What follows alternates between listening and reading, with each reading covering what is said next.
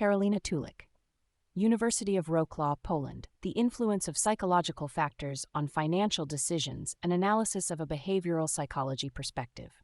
Introduction. James F. Brennan underlined the applicability of behavioral psychology in many areas such as educational, militaria, as well as advertising sphere. The truth is that it affects every aspect of human life, including finances. Financial decisions, despite being grounded in numerical data, are inherently intertwined with the psychological aspects of the individuals making these decisions. In today's intricate world of finance, behavioral psychology stands as a crucial area of study, aiming to comprehend why and how people make certain financial decisions, not always in accordance with the assumptions of classical economic theory. This paper focuses on analyzing the impact of psychological factors on financial decisions, utilizing the perspective of behavioral psychology. Over the past few decades, research in the field of behavioral psychology and finance has unveiled a range of intriguing and at times surprising phenomena that shape our approach to money management. Prospect theory, heuristics, and emotional effects are just a few of the key elements of behavioral psychology that explain why investors make decisions that sometimes appear inconsistent with rational expectations. The aim of this work is to thoroughly examine the psychological factors that influence financial decision-making processes. The analysis will refer to individual investor decisions and collective market behavior, but also to the average person, showing how emotional aspects, mental heuristics, and cognitive errors influence the shaping of investment portfolios and the approach to risk. Introduction of elementary subjects. The term behaviorism by Cambridge Dictionary is defined as the theory that human or animal behavior is based on conditioning, which means mental training and the influence of habit, rather than being explained by thoughts and feelings. It is worth noting that the cause of certain behaviors is past consequences, i.e., environmental conditioning, because it is the environment in which an individual is raised that influences whether or not a behavior will be reinforced. The emergence of such a complex term, however, is not so simple. Its etymology can be traced back as far as 2 centuries. Dr. Ivan Mikhailovich Sekhenov, who were Russian psychologist, physiologist, and medical scientist, had made a hypothesis that all activities, including the seemingly complex process of thinking and language, are reducible to flexes. Reflexology has provided the impetus for activities examining similar issues for many researchers. For instance, Pavlov, who described behavior as a result of conditioning. On the basis of the research of the above-mentioned personalities, but also simultaneously, further theories of young psychologists were developed. Further advances in this area led Edward Lee Thorndike, who distinguished 2 basic principles of learning: exercise, which is strengthened by repetition and dissipated by disuse and effect. American psychologist claimed that learning underscores the pivotal role of reinforcement and punishment in molding behavior. According to this theory, behavior that is rewarded with a positive outcome is more likely to be replicated, whereas behavior met with a negative outcome is less likely to recur. This aspect was continued by Edwin Ray Guthrie, behavioral psychologist, who first began his career as a mathematics teacher and philosopher, who expanded the theory to include contiguity. Guthrie posited that learning occurs through association and conditioning, asserting that a single pairing is often sufficient to establish a connection instead of requiring repeated stimulus-response pairings. The foundational principles of association and connectionism form the basis of Guthrie's contiguity theory of learning. In opposition to this holistic approach to the subject was Clark Leonard Hull. A prominent American psychologist, Hull dedicated his efforts to elucidating learning and motivation through the application of scientific laws of behavior. Renowned for engaging in debates with Edward C. Tolman, Hull gained recognition for his contributions to drive theory. His theory of deductive behaviorism proposes habit as a central concept. The strength of the habit depends on whether the stimulus-response sequence is followed by a reinforcement. In turn, the magnitude of the reinforcement depends on the reduction of the impulse associated with a biological need.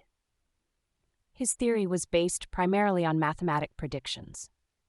The hypothetico-deductive model, a conceptualization of the scientific method, posits that scientific inquiry involves the formulation of a falsifiable hypothesis. This hypothesis is then subjected to testing using observable data, the outcome of which is yet unknown at the outset. The author of the study also drew attention to the relevance of putting measurable spheres to the test. For instance, if subject is fasting for 7 hours, while doing exercise which burns 400 calories, we can predict with more precision the outcome, contrary for the study of abstract and unmeasurable things. His way of accumulating data, its perceiving and solving problems were in total opposing to, for instance, Gestalt approach, which was absolutely holistic and insightful. Hull's work was an inspiration towards Burrhus Frederick Skinner radical positivism. Skinner advocated that facts are the basis of science. That means that only admissible evidence for science is that which can be regarded as observable fact.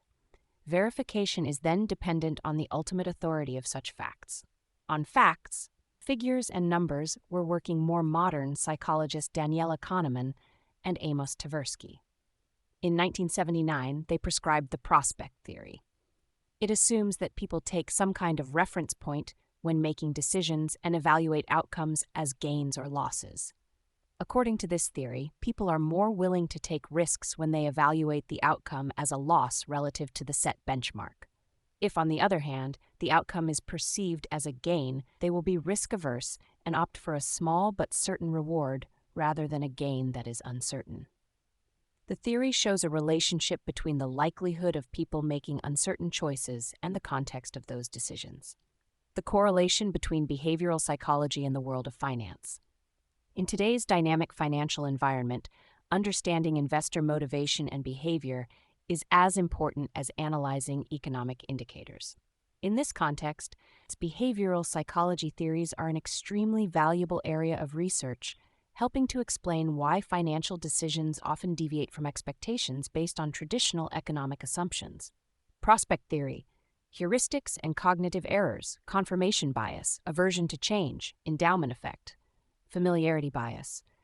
Behavioral psychology theories, such as prospect theory, heuristics, and cognitive errors, are important contributions to the analysis of investors' decision-making processes. Perspective theory, proposed by Tversky and Kahneman, argues that people evaluate losses and gains disproportionately, which has a significant impact on their investment decisions. Heuristics, or abbreviated rules of thought, can lead to erroneous risk assessments, while cognitive errors can result in irrational decisions based on incorrect assumptions. Confirmation bias makes people tend to seek, interpret, and remember information that confirms their existing beliefs, which for investors may downplay information conflicting with their initial investment convictions, leading to errors in risk assessment. Next, theory. The endowment effect provides us with the information that individuals assign higher value to items they already possess. The implication of that is that people may be reluctant to sell owned assets even when there is a rational reason to do so, due to the emotional value associated with ownership. And lastly, the familiarity bias in finance refers to the tendency of investors to prefer and allocate a disproportionate amount of their investments to assets or securities with which they are familiar or have prior experience. This bias can impact decision-making by influencing investors to favor well-known companies, industries, or financial instruments over unfamiliar alternatives. In the context of finance, these theories take on particular importance. Driven by emotions, investors may make decisions based on the holding effect or change aversion, which can affect the efficiency of their portfolios. In addition, cognitive errors, such as confirmation bias, may lead them to maintain inefficient investments rather than adjusting to changing market conditions. It is worth noting that transferring the main theories of behavioral psychology to the financial field not only helps to understand the irrational behavior of investors, but also paves the way for the development of financial management strategies that take these psychological aspects into account. Behavioral psychology and consumerism. Not every person becomes an investor, but every individuality makes financial decisions, commencing from small financial decisions about buying small positions like toys or sweets, through buying groceries to writing a prenup or taking out a loan for a flat. Today's affluence and pace of life means that modern society typically identifies with an intense pattern of consumerism that influences our everyday purchasing decisions. Behavioral psychology is becoming a key tool in understanding why consumers make certain purchasing decisions, what psychological mechanisms drive them, and how these decisions affect their daily lives. A huge influence on consumer lifestyles is exerted by advertising. Advertisements that perfectly reflect the theories of behavioral psychology and are structured to activate the reward mechanism. Many products a person does not need, but advertising and social pressure from the environment creates pressure to buy a particular item. A good example is the mobile phone. At the beginning of the 21st century, people were able to function without a portable device.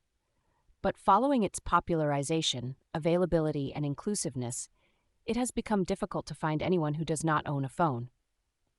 The presence of the mobile phone and its multifunctionality is leading parents to equip even the youngest children with a phone, thus leading them to become addicted to using the product. Looking at the issue of consumerism from a historical perspective, the issue began to develop when a section of society recognized the benefits of lending crops and receiving a double benefit from doing so.